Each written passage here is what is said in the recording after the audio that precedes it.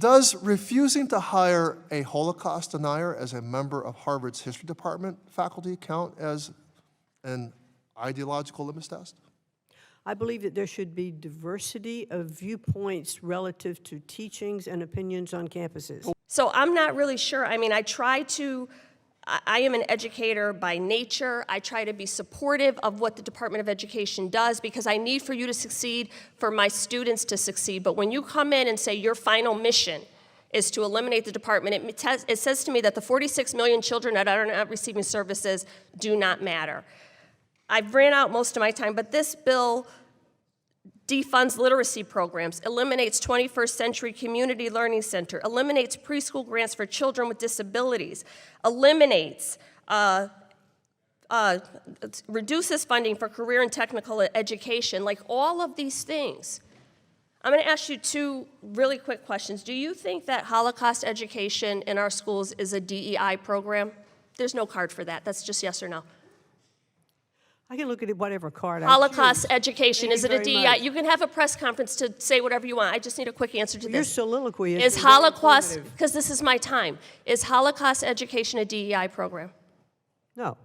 Is African American Studies a DEI program? I think I answered that with one I'm of the asking other it again. callers. Listen, we should Just be able, yes or no? We should be able to teach courses My in their point is they entirety. are DEI programs, both of them, because students need diversity, equity, and inclusion to understand their environments. So both Holocaust education and the teaching of African American history are important, which is why the state of Connecticut requires it in our social studies curriculum. You're talking out of both sides of your mouth. You can't support one without supporting the other. And looking at what happens in the schools and actually deferring to teachers, parents who are on curriculum committees, local boards of education, and states who actually do the hard work and listening to what they say would be incredibly helpful in this role. It's time to move on. I yield back. Now, Madam Secretary, what are the limits of this viewpoint diversity that the administration is trying to enforce? Under these demands, for example, would the Harvard government department be compelled to hire faculty that believe the 2020 election was stolen? I believe that there are rights to freedom of speech, but on campuses and universities of colleges and universities across the country, freedom of speech should be allowed. There should be open debate. There should be different viewpoints. But I'm not asking you a question about freedom of speech here. Madam Secretary, I'm asking you about the limits of viewpoint diversity cited in this letter.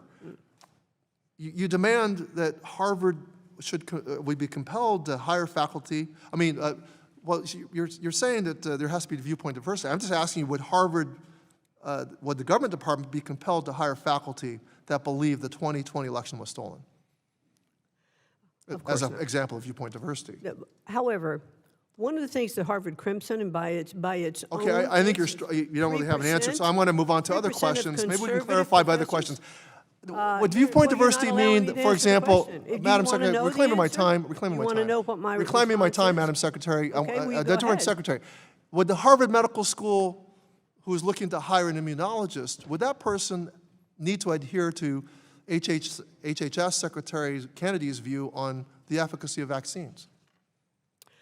Listen, we all know that we should have our universities look at what all the programs are. I don't think you really thought through this viewpoint diversity issue. That you're trying to put forth is a false narrative. Okay. And the funding is a privilege. Madam Secretary, reclaim my time.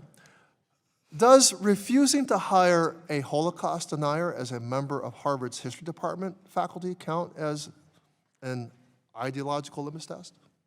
I believe that there should be diversity of viewpoints relative to teachings and opinions on campuses. Well, what about this situation of Harvard's history department, and they're looking for another department member? Would being a Holocaust denier count? Well, I do know that Harvard did replace its head of Middle Eastern Studies even before we looked at it because they believed that they needed to make changes already. Okay, can you explain to me how cutting funding to cutting funding to cancer research, which may save the lives of children, will help Jewish students on campus? Well, we had to put some teeth in the anti-Semitism studies, so we used, that actually didn't come from the Department of Education, that came from HHS. So therefore, Harvard had indicated Okay, that it well- might even take from its endowment, which is $53 billion, some funds to continue that research, and I think that might have been a really good use for some of those funds. Well, I think it's pretty clear you haven't really thought through this whole viewpoint Well, you diversity. wouldn't know because you haven't allowed me to answer my questions, but thank you. Well, I think you were showing that you couldn't really answer the questions. The gentleman's No. time has I- expired.